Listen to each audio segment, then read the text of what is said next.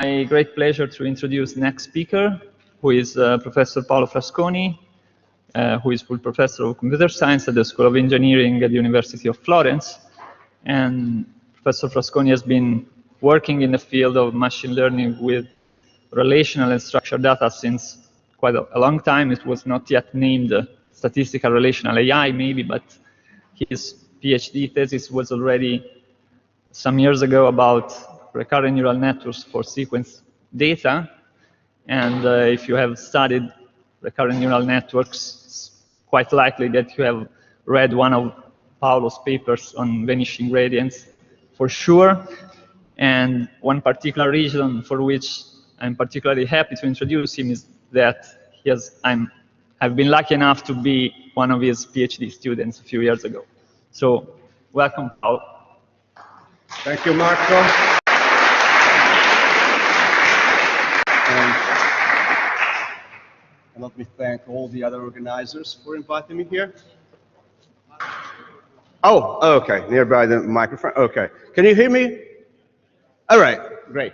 So before I start, let me ask how many of you don't know about supervector machines? Raise your hands, please.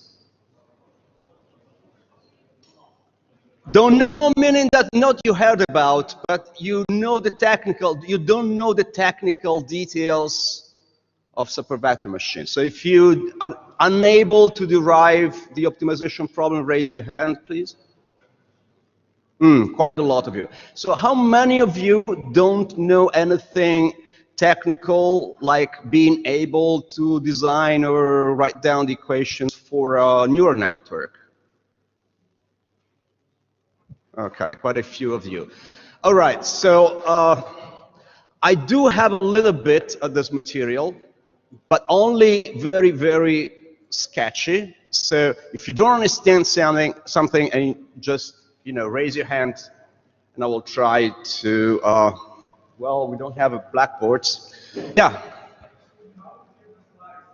Sorry? How do you get the slides? Well, I'll put the slides on my website in a few days. Okay. Normally, I make mistakes, so there will be, for sure, there will be errors in the slides. So I will fix them after I see them on the projector, which is easier to detect, to spot the errors over there. Or sometimes, people raise their hands and say, "But that symbol is wrong." Yeah, could be. All right. So let me start.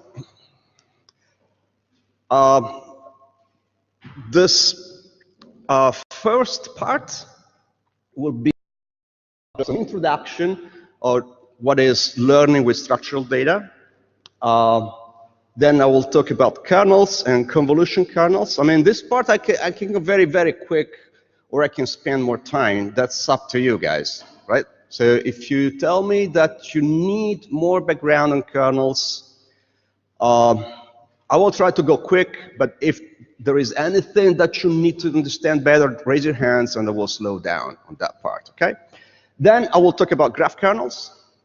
And finally, I'll show you a few things how to use these kernels for doing relational learning in a more general setting, okay?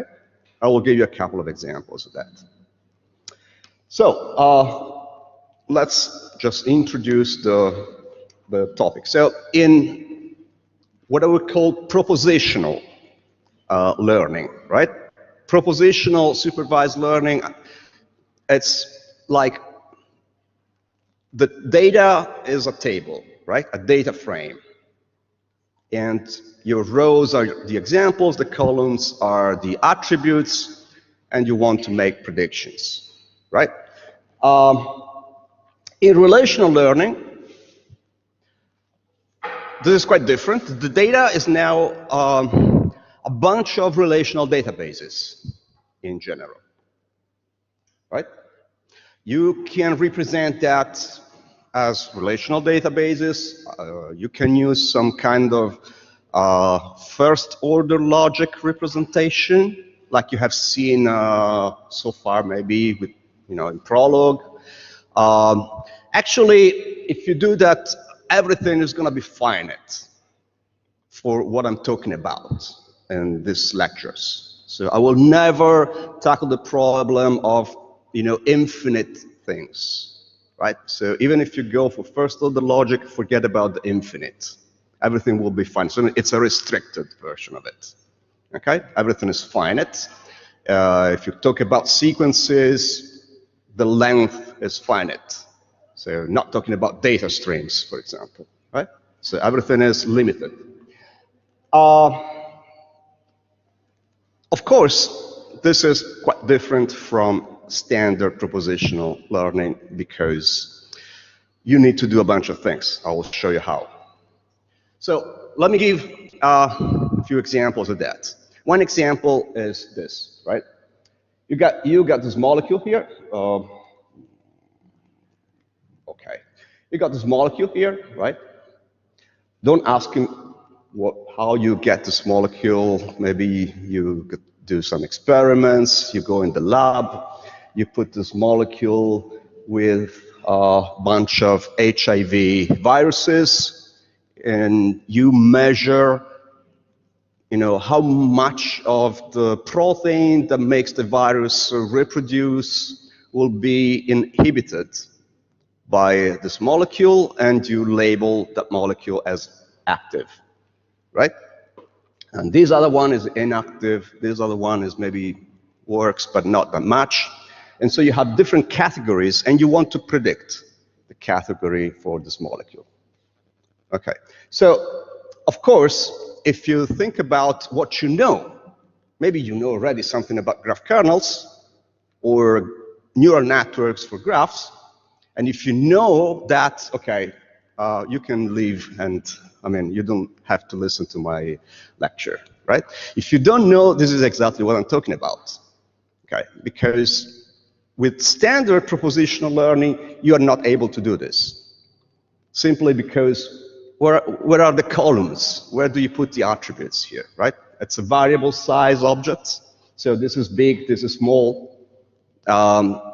There is no specified order, right? So you have to convert this stuff into something that you can give to a supervector machine or to a decision tree or to, well, a random forest or boosting or neural network, whatever. You have to find a representation for that, right? A fixed size representation or something that is manageable by a supervised learning algorithm that you can take off the shelf. Okay? So we have to learn how to do that. Another example, is a protein, right? Protein is a three-dimensional thing. This cartoon here represents the helices, the beta strands, the coils. Well, you don't have to understand the details, but you can understand that this is a geometrical thing, right? And these entities here are well characterized. So the biologists know how to, given the sequence of the amino acids, how to come up with the structure if this protein has been studied and is in PDB, in the protein data bank, okay? And then it's a geometrical thing, so you can measure distances, lengths, and you can create a graph, right? Where maybe these elements here, this blue stuff here is one as a node, this stuff here is another node. Maybe when they're nearby, you put an edge. Okay, so it's quite similar to a molecule at the end, right? So it's, again, it becomes a graph. And you want maybe to classify this based on the function, what the protein does, why it's useful. For example, is this an enzyme or not? Okay. Here is another example, natural language. So that will be a sentence. You know the answer, by the way. If you don't, we can talk about it. So again, if you run standard natural language tools like the Stanford Core or something like that, you would get these dependencies between the words, right? And that will give you a graph again, because it connects the words, right? And given this graph, maybe again you have questions to ask, like, what is the expected answer to this question? This question answering problem, right? Or so the category for this will be drinks, for example, or will be food, right? Depending on how large your category is. You might also want to do other crazy things. Maybe I will talk about other possible tasks, but there are many situations where you want to classify sentences, right? And so, well, that's one possible thing. Here's another example. This graph here, this is pretty large. It's a graph where the nodes are users in Reddit, right? And you put an edge if they interacted somehow. Like, for example, you post a message, I reply to your message, and so there is an edge between you and me, right? Because of this reason. And you create this law. I mean, as you can expect, these networks are very different from the networks we have seen before. Actually, those guys are called networks. The graph for a protein is not even called a network. It's called a graph, right? What's the difference? What is the main difference between this guy here and this guy here? The many difference, right? So this, for example, is static, doesn't change over time. That's one difference. The other one can grow over time. But also the degree here. Look at the degree. Can you have a molecule where an atom is linked to, let's say, 12 other atoms? Maybe yes, I'm not in chemistry, I don't know exactly, but I think that will be quite unusual. But for sure, you don't have a molecule with a small molecule. This is what I'm talking about, not talking about the protein, right? But a small molecule with, what, 1,000 atoms, and maybe one atom connected to 500 atoms? No way, right? This is not chemistry. But here, yes, yeah, you get nodes with very, very large degree, right? It's like the famous people or the popular writers, a lot of people who respond to popular posts, right? So it's not necessarily scale-free or power law distributed, but still you can imagine some of the nodes are very large degree, and most of the nodes will just be, as you see there, isolated. They only have one link. Okay, so it's a huge difference. But again, you may want to classify this stuff. So for example, these two guys here proposed a learning problem of categorize discussions into communities, right? And so know that this is one kind of Reddit versus another kind of Reddit. This is a citation network. The nodes are papers, and the links if a paper cites another paper, right?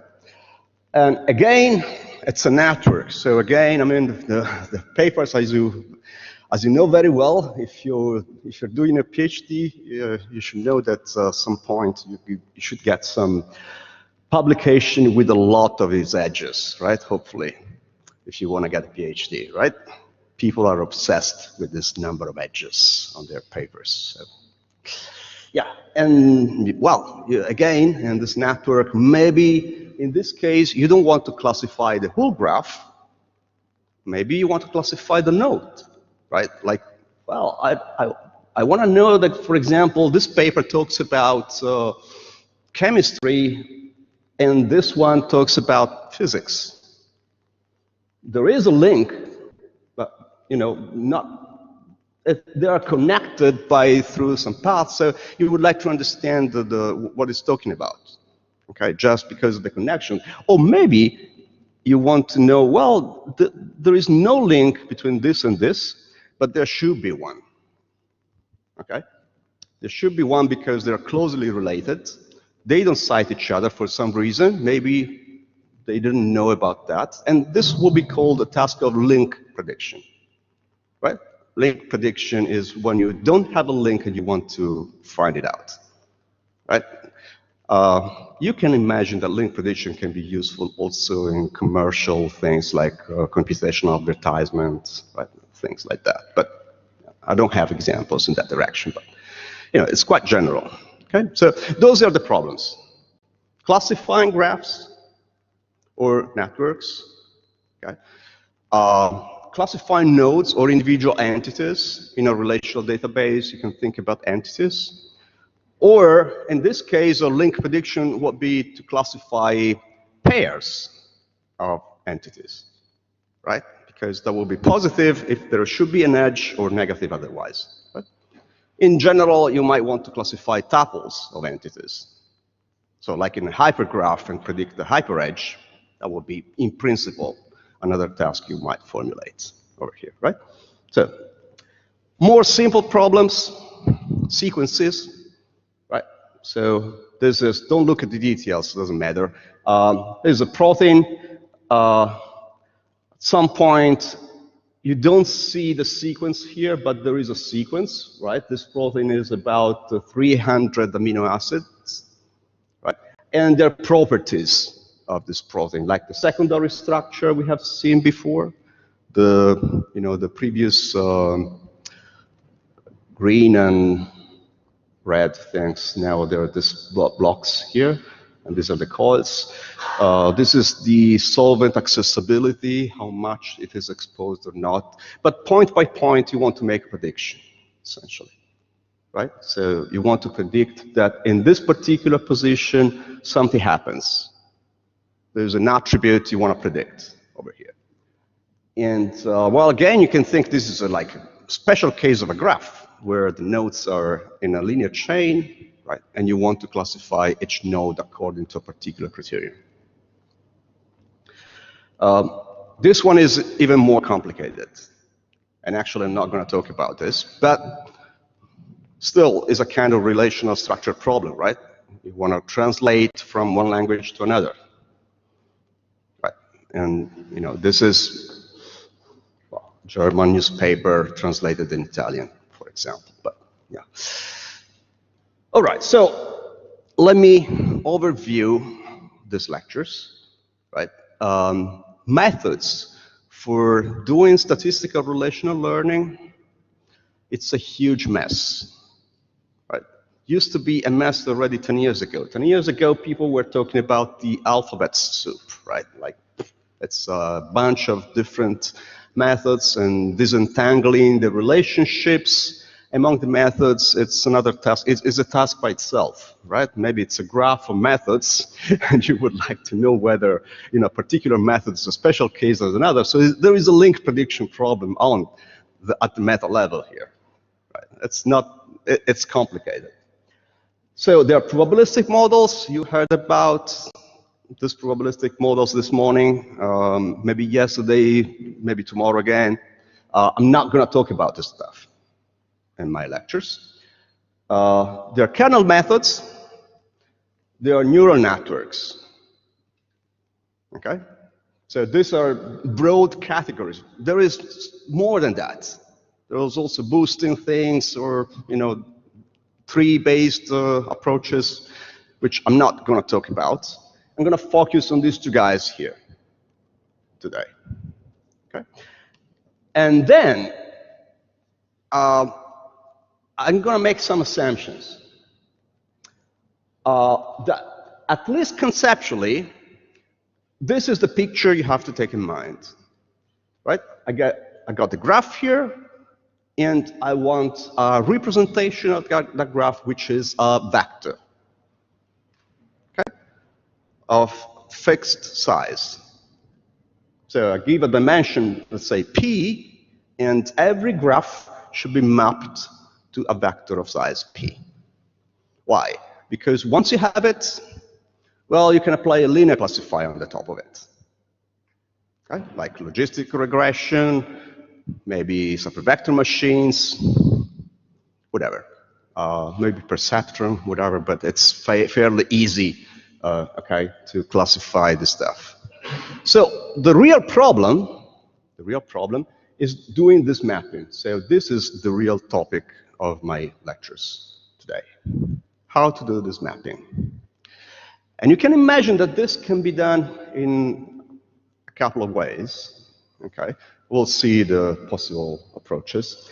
But again, the methods for doing this, the literature is very large. So I'm not going to cover everything. So I apologize since the beginning for things that I'm not going to cover over here. Okay? There are many of them which I'm not going to cover. It's my own biased view of the field. Okay, so yeah. No. Forget about that. Could be, but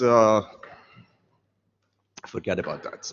Yes, there will be, okay, to be honest, there will be at least one case that I will show where the vector is actually infinite dimensional, but it doesn't matter. Okay? The only difference is that when it's infinite dimensional, of course, you cannot store it in memory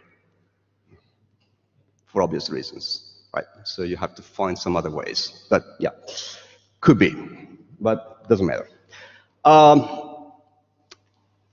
Couple of design patterns.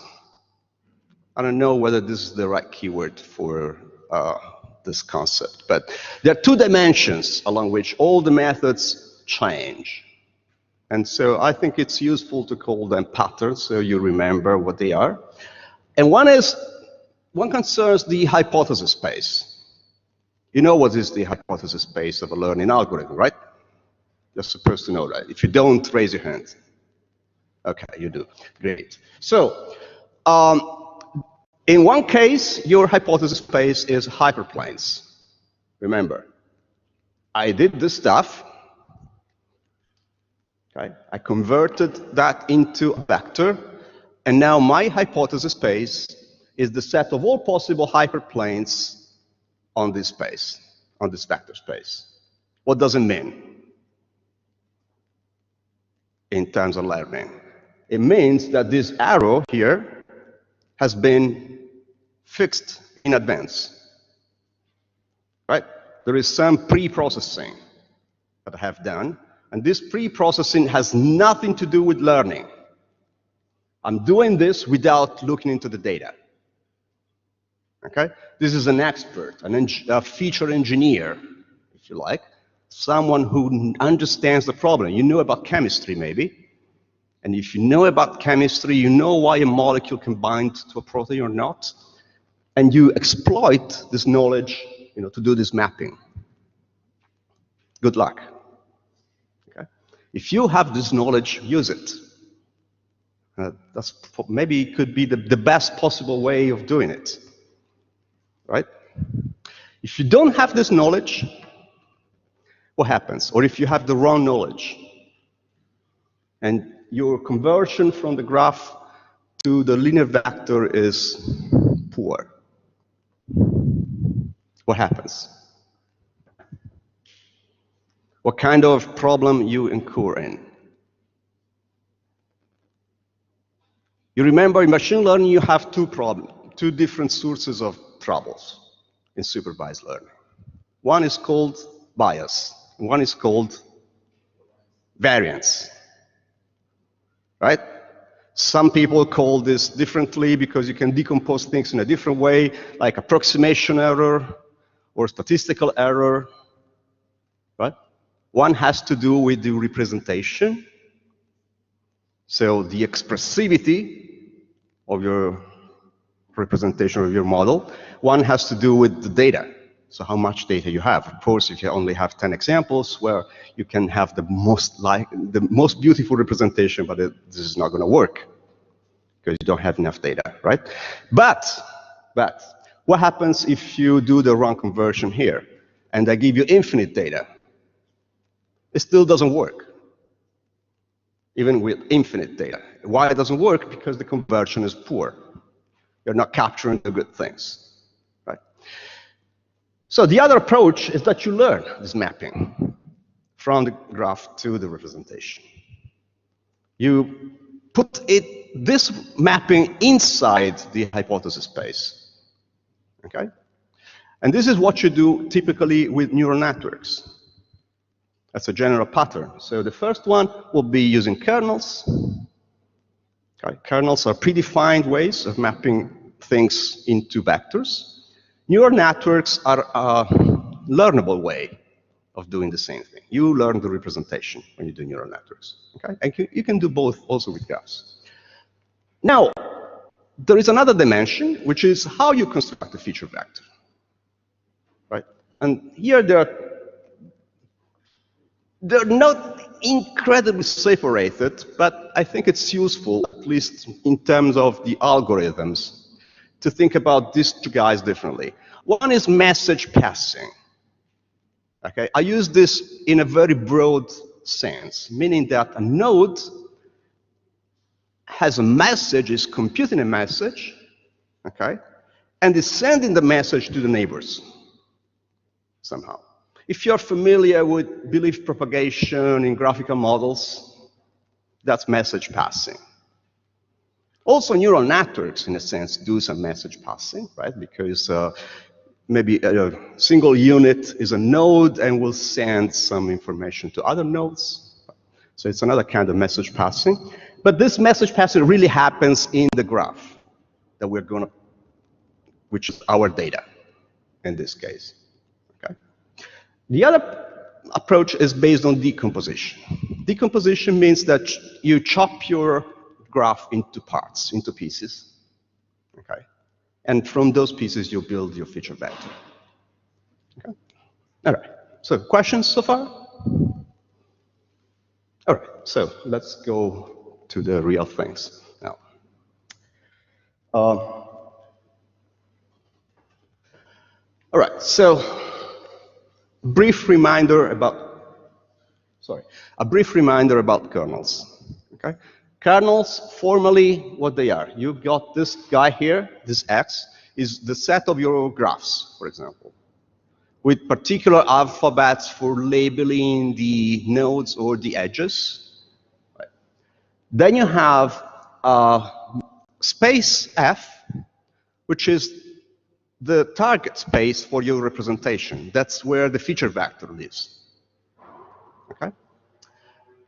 And then you get this function, K, okay, that takes pairs of data points, whatever they are, and you call it a kernel if there exists a map phi from X to F, such that this equation holds true. This equation means that you take the inner product of these feature vectors, and the inner product will give you the value of the function k evaluated on x and z, on the pair x and z. So you go back to this. This is your feature mapping from the graph to the feature vector. If you do this for x and z, and then you take the inner product between these two guys, okay, then the inner product is a kernel, is the kernel. So every function that has this property is called a valid kernel. And it's pretty much like mapping objects into a new space. And hopefully, I mean, this is not graphs, of course, these are points in the plane. But if you think the mapping will disentangle the ambiguity between the two classes in this case, right? We'll separate the positive and the negative examples nicely, so the simple hyperplane will do the right job. Okay, so there is a bit of theory. This matrix has to be symmetric and positive semi-definite, meaning that all the eigenvalues has to be negative. Okay, well, otherwise it's not valid. Otherwise you will violate the geometry, essentially. And also, this is interesting because once you have a kernel, the kernel will define implicitly a hypothesis space. So in other words, you fix the kernel is the very same thing as fixing the way you do the representation. And so you get the hypothesis space, which is the set of all possible functions that you obtain when you do linear combination of kernels. Those are all your possible predictors. G is the set of your possible predictors. G is the function that maps your graph into a prediction. that will transform a molecule into some information that will tell you, well, this is a good drug. So let's try this in the lab for, further tests. Okay, it's a good candidate for going in the lab. Okay. How you get it? Well, once you have the kernel, as I said, you can just minimize, for example, a regularized loss function here, right? So if you put L here, the hinge loss, you get separate vector machines, for example. But you can do different things, doesn't matter.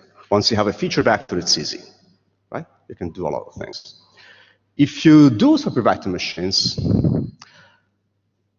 there is a nice property that your prediction function will look something like this.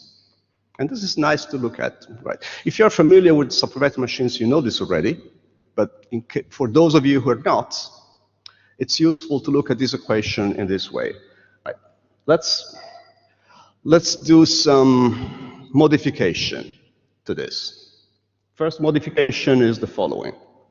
I get rid of some terms in the product. And now, if I do a classifier like this, what I'm doing? What am I doing here? When I do my prediction, that's the new molecule. Y here is the label of the molecules in the data set. It's kind of majority rule, right? So if I had 1,000 positive examples and 1 million negative examples, unless B is super large, all be negative. Doesn't matter. I don't even look at the molecule. I go by heart on the most likely class. Now, what happens if I do this?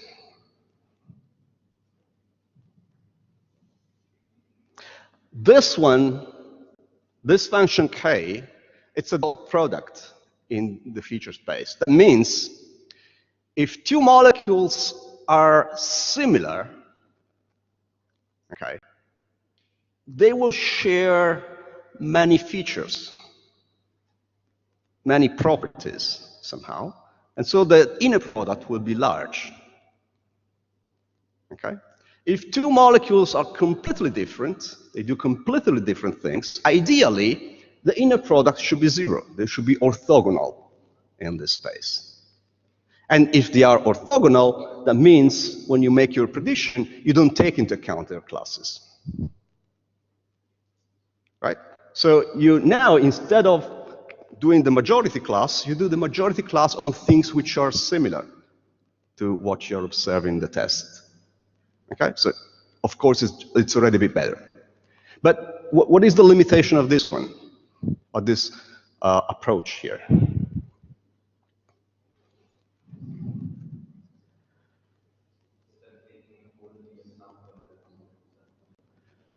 Yeah, it's not really doing any serious statistical thing. It's like nearest neighbors now, right? So you're not taking into account statistics in a proper way. Now, if you add alpha, then you take into account the probability distribution, the joint probability distribution between the molecule and their activity level in a better way. Okay. And to find the alphas, it's just a quadratic problem in the case of SVM. I don't care about these details. Okay? The only thing I do care, and this is important, you have to know that this is a quadratic problem that involves this matrix here. And this matrix here, you look at the size, it's the same size as alpha. Now, alpha is one scalar for every single example. So what does it mean here? If you have, let's say, 1 million examples, what happens? Can you do that? It's going to be a trillion elements in this matrix here. Maybe you can do it, maybe not. Most likely not. Okay, so if you have 10 million examples, forget it. You don't do it. Right? So that's quite important. Also, this is quite important, right? Let's say this is the matrix. In this matrix, for a particular molecule, for the molecule number 150, and for the molecule number 100, I take the similarity, and this pixel here is proportional to the similarity between the two molecules according to the kernel. So it's called the kernel matrix here. What happens if you do your kernel and you see something like this? What does it mean?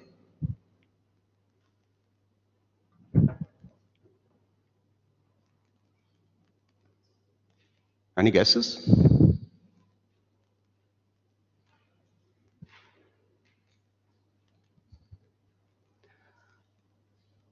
Every molecule is only similar to itself,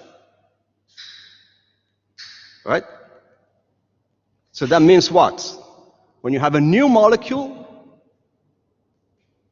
the new molecule, when you make your prediction, you're looking into the data set and the similarities with respect to all the elements in the data set. And if the molecule is only similar to itself, what happens?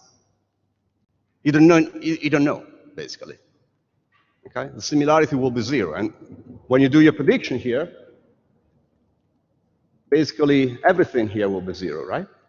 So you just use B, which is not very nice. Okay? This will be learning. Some people call this rote learning, right? You memorize your data if you have a kernel like this. You just store the data, but you don't learn anything. Okay? So be careful not to get something like this. Of course, in practice, you'll never get something like this. You'll most likely get something like this, where there are some similarities, but the diagonal is very, very large compared to the rest. And if this is the scenario, you very, very likely will overfit your data set. So on the training set, well, 99% accuracy on the test set, but it doesn't work, right? So this is important. Maybe you want something like this. Okay? Where the positive examples look like the positive examples. Here I ordered the positive and the negative examples just to visualize a nice picture, right? And the negative examples are similar to the negative examples. Ideally, there should be a white block here and a white block there, or red, depending on the colors. Okay, but basically, you would like that the positive examples are super similar to the positive examples and super different from the negative example in the representation, orthogonal to the negative examples.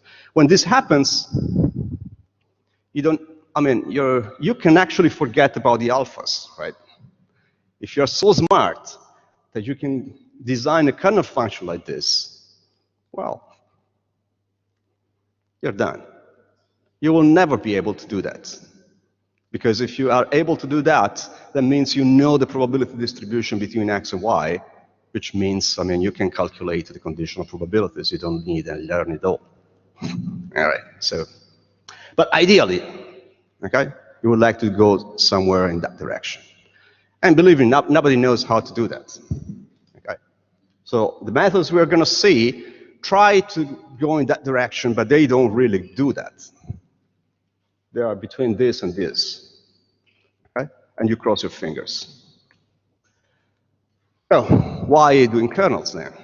Well, there are a few advantages. One advantage is that, of course, the kernel, if it's a good kernel, then you can do complicated functions. So your prediction can be a very complicated function, okay? Because it can be highly nonlinear, highly complicated, very expressive. You can be efficient because sometimes you can compute this k without computing the phi. Actually, in some cases, as Fabrizio was asking, this could be infinite dimensional. And of course, you can store it. But if you can know how to compute k, you don't care. You don't have to store it. And most important, but this is the most important reason. The most important reason is this abstraction, right? Because once you have the kernel, you can throw away all the data set. And so you don't care anymore if your objects were vectors originally, were molecules, were citation networks, were proteins. You don't care. You just know that there was an object, another object, and this is the similarity. You know how to do the similarity, so you forget about the objects. So you abstract away.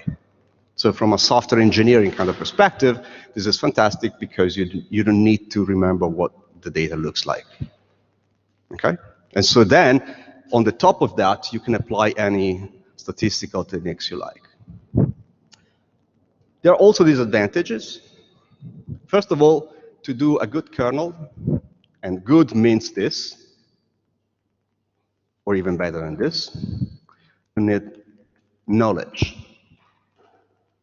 You need to know what your problem, what the features are important in your problem.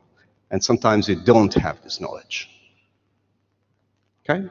So to some extent, this is a bit like the difference between end-to-end learning and putting some knowledge in the process. Right? So when you do kernels, you're not doing end-to-end. You're really doing something where you're supposed to know about chemistry, maybe, or you're supposed to know about some other things. Because depending on your knowledge, you will design a good kernel matrix or not. So maybe a kernel which is super good for molecules, well, it doesn't work for sentences. Okay? Or if it does, well, maybe not so nicely. So, efficiency, that was an advantage, wasn't it? Yeah, could be, depending on how you look at that, because it could also be a disadvantage when you have 10 million examples, right? The kernel matrix, you can store that. So this is prohibitive for large data sets. So if you have big data, whatever it means, for kernels are a bit difficult to do.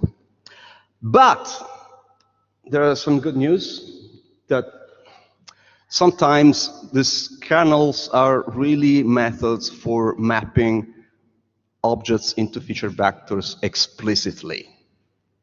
And if you do the mapping explicitly, then you don't have to solve the quadratic problem. You can solve linear problem, linear classification problem with stochastic gradient descent or similar techniques, which are incredibly more efficient, okay, than solving the QP. So this is another important difference. Okay, so some of the kernels we're going to see, they actually explicitly map structured objects into feature vectors. Okay. Questions so far? Good. So let's talk about how we design kernels. So to design kernels, you need to know some properties like this one. Suppose K1 and K2 are valid kernel functions, meaning that they satisfy Mercer's theorem, so they're positive definite. Okay? They really do correspond to some inner product in some space, in some feature space. So if you know that, then when you do this, you sum to kernels, you multiply to kernels, or you do this operation on kernels, the corresponding K3, 4, and 5 are still valid.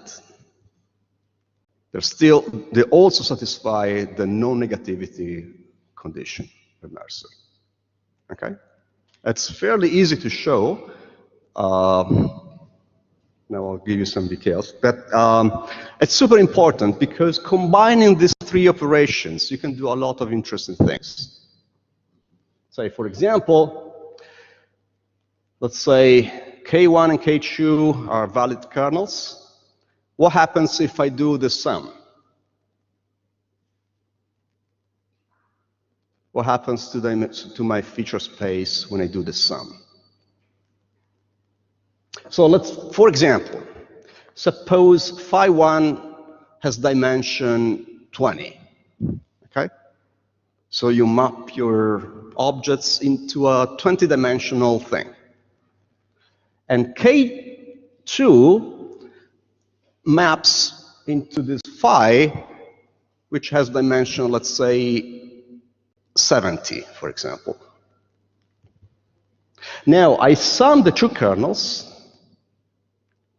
What is the size of the new phi? As 90, right? It's like the concatenation, right? You agree on that? You see that? Because it's the inner product. So it's fairly easy to see that, right? It's the concatenation.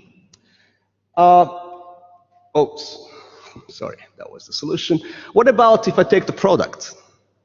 If I multiply K1 and K2, what is the size of the new space?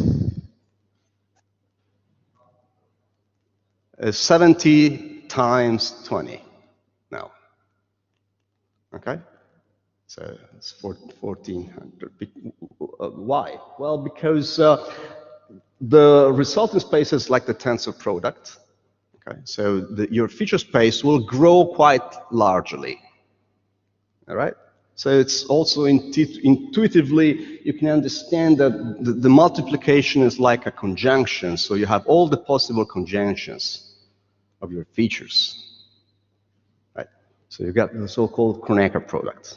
Okay? So that can be quite large. So be careful, because it looks like an innocent operation, but you enlarge your feature space enormously. And when you do that, what does it mean in terms of statistics? That you need more data. Okay, so be careful when you do the product, but sometimes it's important to do it. This is also a valid kernel when you do this operation here. Okay, why? Well, it's easy, because if you just divide phi by its norm, then this is the kernel you get. Right? Why is this important? Why it's important to do this normalization with respect to the classification rule that I gave you? Give me one sensible reason to do this.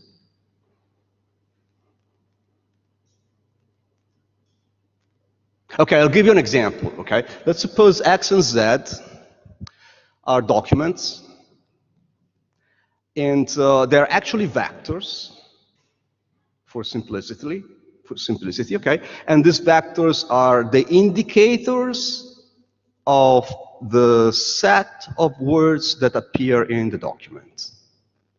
So it's the bag of words, okay? And now give me one good reason for doing this normalization.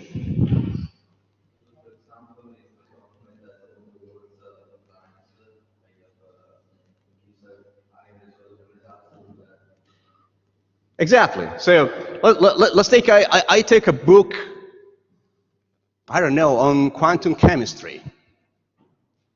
And then I take a Harry Potter novel. And then you do the dot product. There will be many words in common, of course. And now you take an abstract of a scientific paper in quantum chemistry, and you compare it against the book in quantum chemistry, and what is the similarity? Well, it's not very high, right? Because in the abstract, there are only maybe 50 words. Okay? And so actually, Harry Potter looks more like you know, the quantum chemistry book than the scientific abstract. So there is the risk that you misclassify your stuff, which could be a problem when you want to discriminate between chemistry and alchemy, I guess. So. Anyway, why it's important to do these operations. First of all, you can exploit immediately this product property when you have tuples. Okay? When you have a tuple, you can immediately transform a tuple into a kernel, if you know how to compare the elements of the tuple by a kernel, then you know how to compare tuples. You can do either products or sum in this way.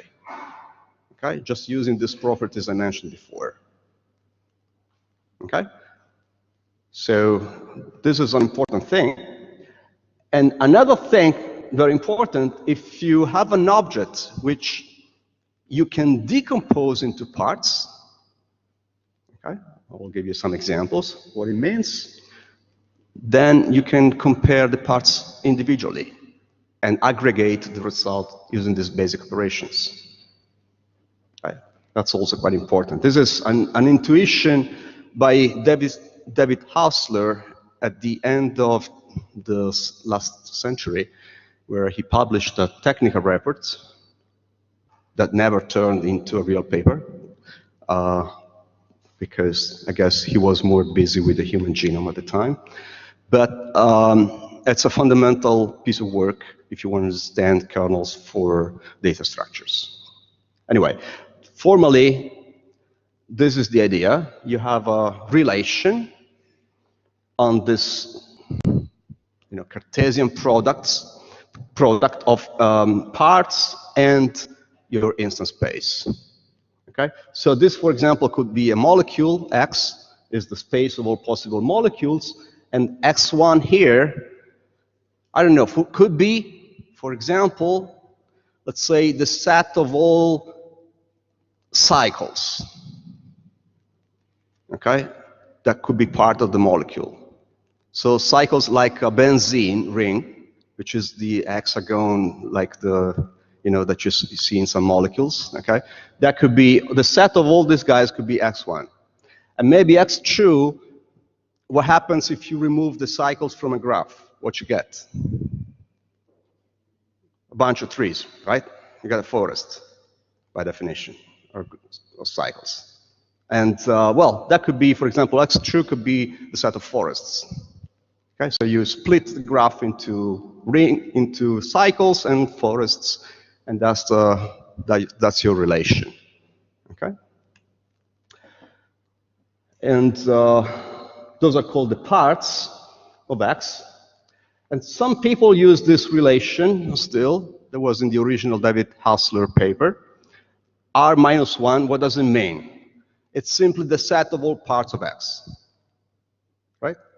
It's useful because in the formulas sometimes you have to use it as good notation. Right? Now, a few examples. If X is the set of all possible strings on a given finite alphabet, one possible decomposition could be, I don't know, that X1 and X2 are both the same set. So the Kleene closure of sigma, right? But they stay in the relation if X1 is a prefix and X2 is a suffix of X. That's one possible decomposition, right? So for example, this stuff and this stuff, if you join them, you get that.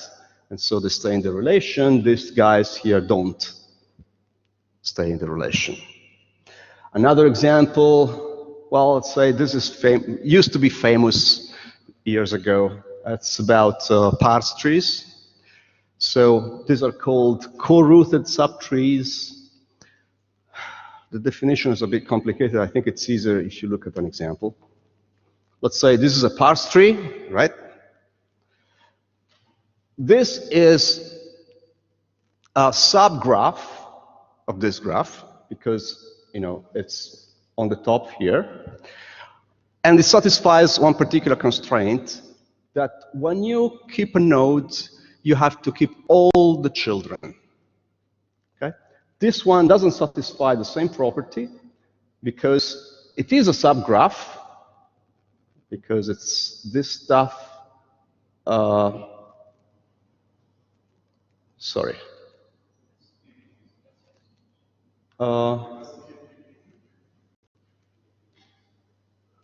For some reason, it's wrong.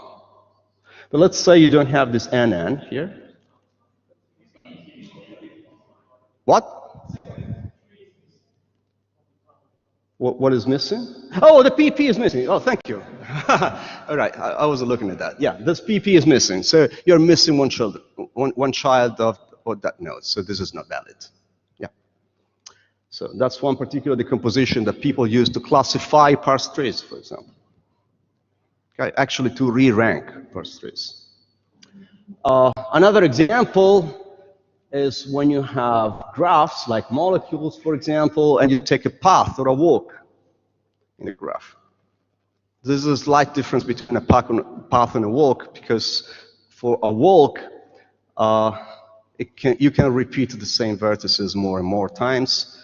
In a path, maybe it's a simple path, right, where the vertices can only appear once.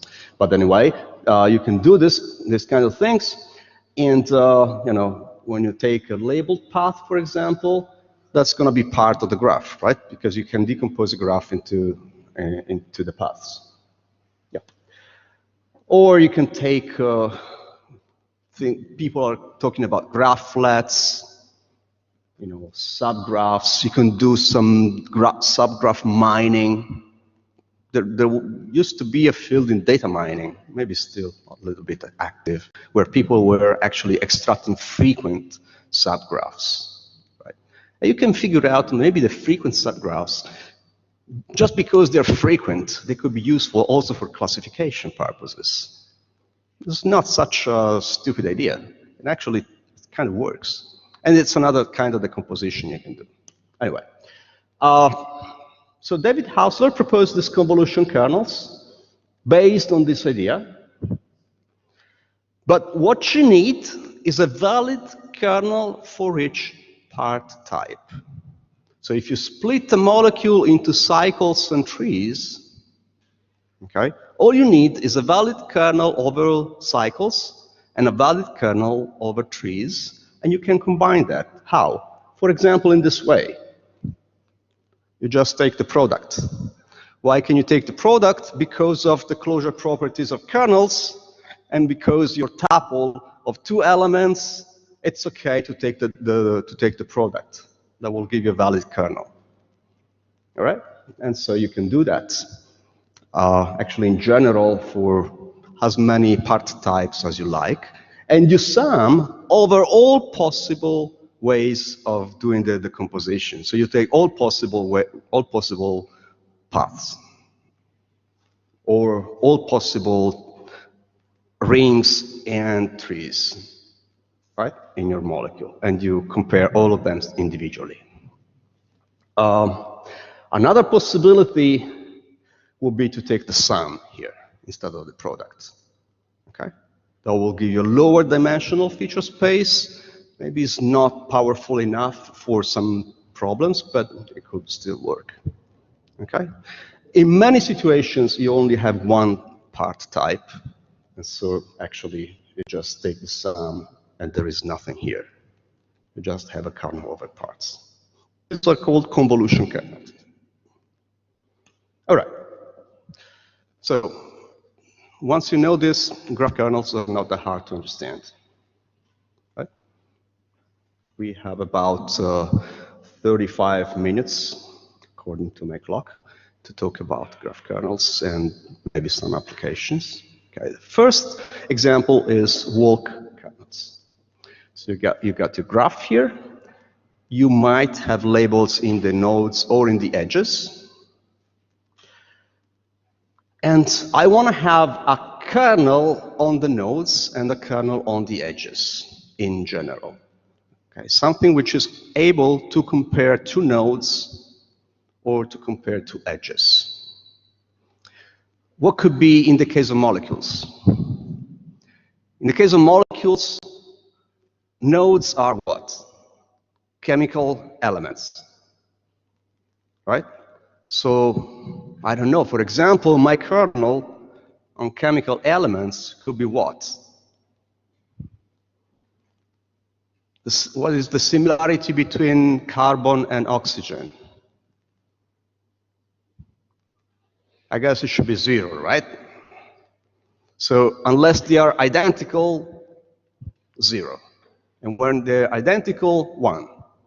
That's already a kernel on atoms.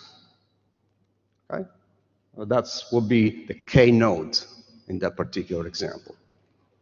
But what about if I have, let's say, a citation network,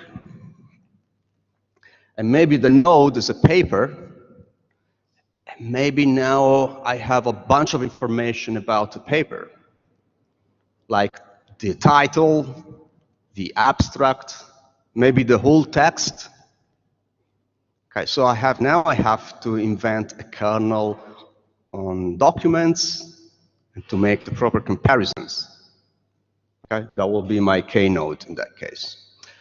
K edge, similarly, depends. Also, the edges can be labeled. In the case of molecules, it's the chemical bond, whether it's a single bond, double bond, triple bond, how's it called, resonant bond, these kind of things. Right? So again, it could be 1 or 0, depending whether the bond is identical or not. For scientific papers, again, I mean, depends. You could put labels like, for example, the citation appears in the abstract. If a citation appears in the abstract, that's an important citation, right? Or if the citation appears in the related works section, or in the introduction, means something different than if it appears in the methods section. Because if you cite in the methods, then it means you're really exploiting it, right? So it's a more important citation. Things like that. All right. So to define the whole kernel, well, you just use the tensor product. How? Well, first of all, so let's call pi a path, right? So you have to compare a path pi and a path pi prime. And first of all, you say, well, if they don't have the same length, the similarity is 0. So I only compare things if they have the same length. And once they have the same length, you go node by node, and you compare the contents, okay? And you just multiply the results, and you go edge by edge, and you compare what's in the edge, and you do it side by side. So if you visualize that, you got like a sequence bump with the nodes, another sequence of the same length, and you compare one by one these guys, and you multiply everything. Okay? Super easy definition. Well, but now you have to compute it. How do you compute it? You have to extract the paths. Well, of course, once you have extracted the walks, I mean, you can do this formula here and do the decomposition. Thomas Gartner, in his PhD thesis, proved that this is NP hard. To compute this phi is NP hard. It's not a big surprise, right? So you have to do something tricky to get the answer. So there are these 3 approaches, for example. You can use a marginalized kernel, product graphs, or shortest paths. Marginalized kernels, I guess in favor of time, I will skip it. We'll go for product kernels. That's a bit more interesting. Let's do product kernels. So you take this notion is nice. It's the product of 2 graphs. What is the product? Let's say you have this vertex here and this vertex here, and they have the same label, A. Okay? Maybe it's the same chemical element in the node. Then you can take the product, and the product is a new vertex here, which is this one. I use the outer color and the inner color to remember where they came from. And this identifier, in case you're colorblind, 1 and double 1 are the identifiers in the 2 graphs. Okay, and so you get this guy here. And you do the same for all possible pairs when the labels match. Okay? and you get a bunch of vertices. Now you have to decide about the edges. Where you put an edge? Well, for example, you can put an edge from this guy to this guy, which is 133 and 311. Why? Simply because 1 is linked to 3. 1 is linked to 3. And double 1 is linked to double 3. And you have double 3 and double 1. Okay? So, for example, you don't put any edge here because there is no self between double 3 and double 3. There is nothing like this. So you don't put an edge over here. Okay? That's called a product graph. Why is that interesting? Well, simple reason. There is a bijection between any walk in the product graph and a common path between the two original graphs. Okay? And so you just work on the product graph, and what you can do is something like this to compute the kernel. You sum over all the vertices, or over all the pairs of vertices in the product graph, okay? And you take this stuff here. You know what this formula means? You know that this is the adjacency matrix of the product graph, right? In the matrix, you put 1 if they are adjacent or 0 otherwise. And you know that if you take the power of this matrix, what happens? If you multiply an adjacency matrix by itself, you take the square, for example, what do you get the ones? Between I and j, if there is a path of length 2 between I and j, right? And if there is no path of length 2, then there will be 0 in the product. So if you take all possible products, you will include all possible path lengths. Of course, you need some coefficient here, otherwise that might not converge. So you need to scale these guys down to ensure a finite value, and to choose that, well, simple trick to choose the lambdas is this one, the geometric series. Right? The geometric series, you know that when gamma is less than 1, the limit will be 1 over 1 minus gamma. Simple mathematics, right? So what you can do, you simply take gamma to be at most 1 over d, where d is the maximum degree in the graph. And if you do that, you ensure that, you know, at most, when you take the power of the adjacency matrix, power I, what is the biggest value you can get? The maximum degree in the graph. And so if you choose gamma less than that, this series will converge for sure. So you'll get a finite value. That's the product graph. There is one problem. That's a big problem of these path graphs. It's called tottering. Tottering means that when you do this operation here, you're not including simple paths. So you're taking all the possible replications of the same path. So let's go, for example, here. Okay. So let's say AACC is a path here, but there is also, for example, AACCACCACCACC. That's another path. Okay. And if you take this commonality, that means that these guys are overcounted. They got too much important in the final result. Okay.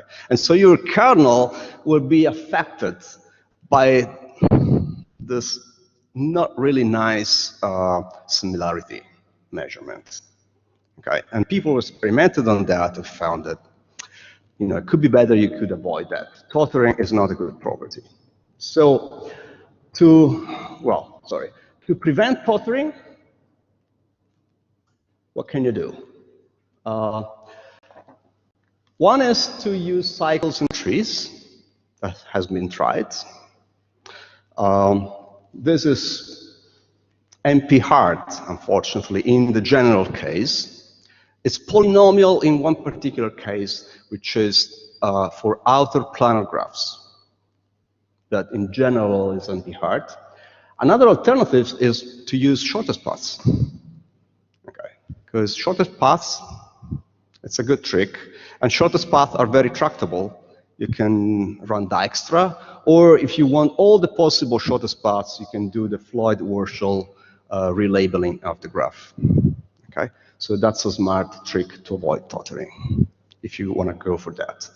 When do you want to go for path graphs, for path kernels? Well, if you believe that paths are important, remember that.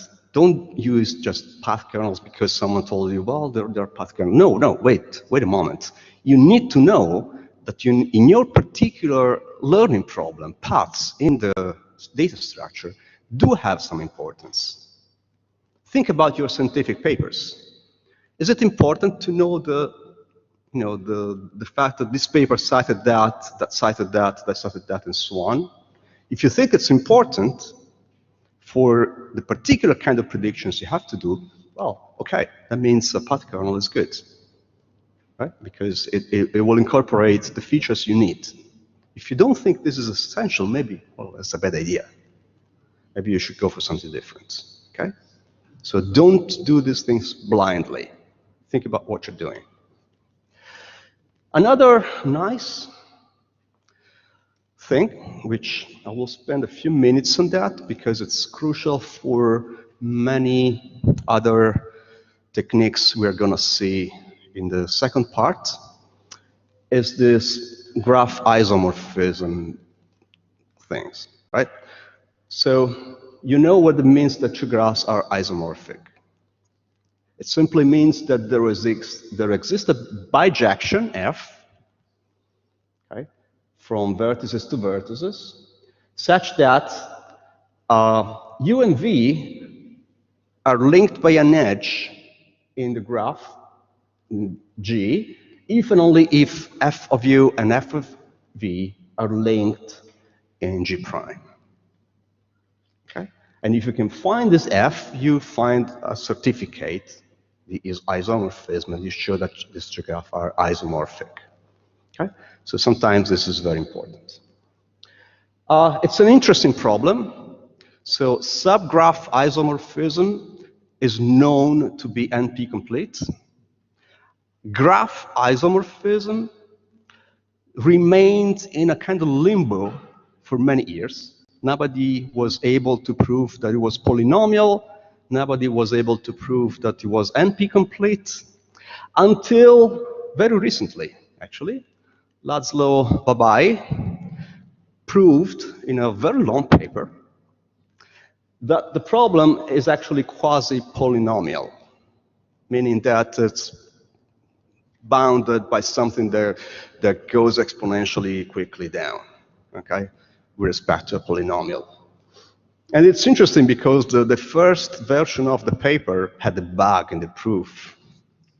And Laszlo Babai, I mean, it's not like the common computer scientist, it's the big guy on this stuff, right? So, and he made an error in the first version of the paper. So it's an interesting problem, conceptually. But in practice, I mean, you don't have to care too much because, for example, the problem is known to be polynomial if the graphs are, let's say, molecules, for example. Why? Because the degree is bounded. So when the degree is bounded, isomorphism is polynomial. This is well known, right? That was only the worst case. And when you have a polynomial, when you have in practice to do isomorphism, you can solve it by message passing algorithms. So one is the one-dimensional Weisfeiler-Lehman test. Another one is the ACAI algorithm, which is called NOTI. okay, which is very useful, for example, in chemistry. They extract a code of molecules called INCHI, which is essentially, derived from this message passing algorithm. I will show you how the Weisfeiler-Lehman works, because it's easy to derive a kernel based on that. And also you will see in the second part that there are neural network algorithms that are really very closely related to this. Yeah, I know. Thanks. So, are these two guys isomorphic or not?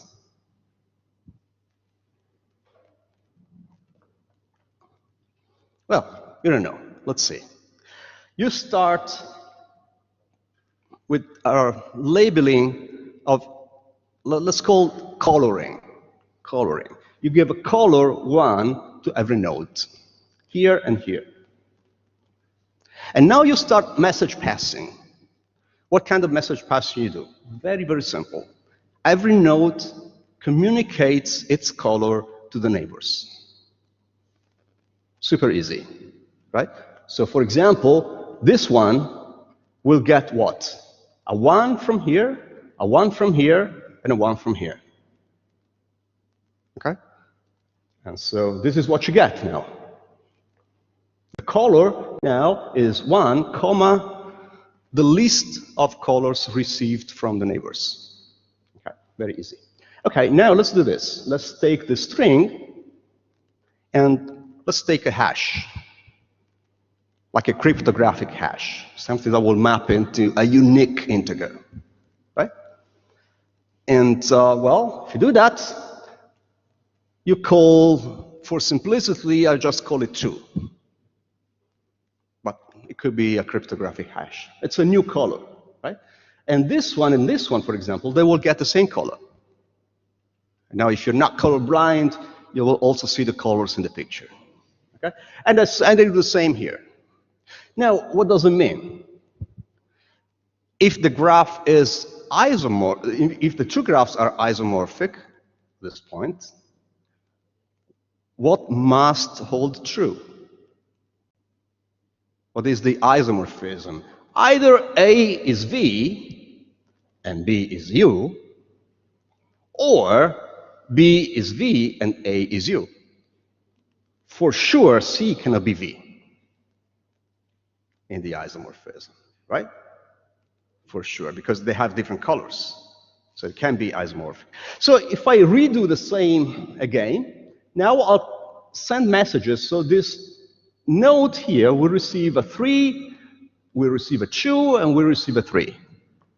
Now I have a problem that this sequence is not like before, because 1, 1, 1, only the number of ones matters. Now I have 2, 3, and I have 3, 2, and 3. What do I do? In which order do I put them to create the list? You have to use some lexicographical ordering to make sure that the solution is well defined. Okay? And so you order the 2 before the 3 before the 3, and you repeat. Okay? And now you get these new colors. You do the hashing, and you get the new colors. And now, well, what happens? Now there is a one-to-one mapping. You're done. They're indeed isomorphic. Careful, because if you keep coloring and you never get unique colors, it's like in theorem proving in first order logic. You never know whether you didn't try hard enough, okay, or if indeed they're not isomorphic. So if this test will give you the answer they are isomorphic, it's correct. If you run 10 rounds, and in 10 rounds you don't get the answer, well, you don't know. But if they're bounded degree, then enough rounds should be sufficient. Okay, so this can be used for creating a kernel. Very, very simple. How you do the kernel? Well, let's say here you don't have to start with ones, because maybe you already have some colors at the beginning, which are very simply the labels originally. Maybe the atoms, carbon, nitrogen, oxygen, and so on. So you can use that as initial colors. You do one iteration of Weisfeiler-Lehman message passing. You do the label compression by hashing. You relabel, and you get this stuff here. It's the same we have done before. And now, once you have it, well, let's count in G original colors, and in G, after relabeling, let's count how many times you get, for example, 1, 2 times, 2, 1 time, 3, 1 time, and so on. How many times you get 7, 0 times. How many times you get 8, 1 time, 6, 2 times. And that will be your feature vector. Just count how many times you get each color, right? In 2 rounds, in 0 and 1 round of Weisfeiler-Lehman. And that's your feature vector. And this is what you use to do the classification. Maybe you can do 2 rounds, 3 rounds, 4 rounds. The number of rounds will be a hyperparameter that you have to tune by cross-validation, right? But you can do that. Okay. That's the one possibility. Okay? And then you sum all these guys.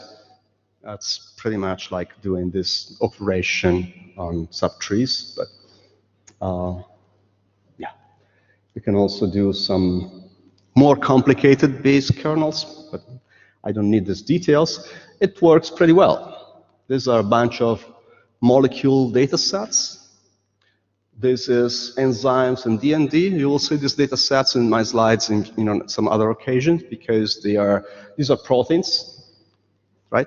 Like the slide I showed at the beginning, and you want to classify them. These are also proteins.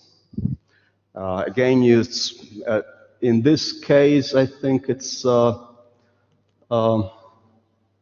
yeah, it's a bit more complicated, the problem, but, and also the data set is a bit larger. But you can see, I mean, the Weisfeiler-Lehman is pretty fast compared to many other kernels. You know, it's like some of the kernels on paths or shortest paths can be very long to compute. Okay, Weisfeiler-Lehman is pretty quick, and is also quite accurate. If you look at the prediction accuracy in these papers, they show that's nice enough. There's one more kernel. This one I'll do it very, very quickly. This is based on a particular decomposition, okay, which looks notationally a bit complicated, but this is a neighborhood. Let's say there's a set of possible neighborhoods around vertex V of radius R. What do I mean by that? I take a vertex, and if there is and the distance is the shortest path distance, and if there is another vertex which is a distance less or equal to R, it belongs to this neighbor, right? So it's like a ball around V. And well, it takes all possible pairs of balls, provided by the fact that the distance between V and U is at most D, or is equal to D. And so this R and this D are both hyperparameters of this kernel, okay, that you have to cross-validate, maybe. And you do the matching on these pairs of balls, essentially, okay? How do you do the matching? Let's see. So here is an example of molecules. So the radius, for example, if you take radius 1, this will be one pair of balls centered on this carbon and on this oxygen here. Okay? If you take radius 2, this is what you get. Radius 3, this is what you get. How do you do the matching? So you go to another molecule and you want to see whether there is exactly this pattern here. How do you do that? It's a very simple trick to do this approximately, right? Which is not Weisfeiler-Lehman, which is simply, maybe you get some canonical ordering using some trick, which could be Weisfeiler-Lehman itself, but you can also be more greedy, okay? Like, for example, you make a visit, you start from the center, and you go breadth first, okay? And you follow the children in a lexicographical order, okay? And then you get a string, and once you have the string, you go for SHA-1 or some other cryptographic hashing, and you get an identifier. You do the same in another molecule, and if you get the same identifier, for sure, it could be a collision because of the inaccuracies in the serialization, okay? But if you don't have these collisions, which are pretty rare, well, you can match, and you count a match. So it's super fast to do this, okay? And actually, well, the mathematics here is a bit tricky, but essentially, you count one if a part, which is a particular ball, is isomorphic to another ball. Here, I know I'm out of time, but it's almost done. It's almost done. All right. So overall, they propose to count all possible, balls of all possible radiuses, all possible distances. Okay, so it's hard on the match, but it includes all possible flexible matches. So you try all possible radiuses, all possible distances. So it's not that hard. So if you look at the kernel, it's not that diagonal dominant as you could imagine as a first approximation, right? That they only match if they are identical. No, they match also when the molecules are not identical. And it works pretty well. So here, in terms of time, is actually faster than many other kernels, and is also quite accurate. So you see in many cases, they get better accuracies, okay? So it's a good kernel. I will just give you a pointer, because I don't think I have time to talk about it, but if you are curious, this stuff here, this is a language. If you like Prolog, in case you like Prolog, okay, you can actually do relational learning with this particular kernel I just mentioned, which is incorporated into the system. And you can do relational learning based on kernels in a declarative way. Okay? So if you're curious, I'll give you just a few hints in the next part of the lecture, or I will just skip it. All right, so let me just go to the end, and well, I think I should at least mention some of the collaborators and some of the works, although the things I was talking up to now are not really mine, so it doesn't matter, but yeah, sure.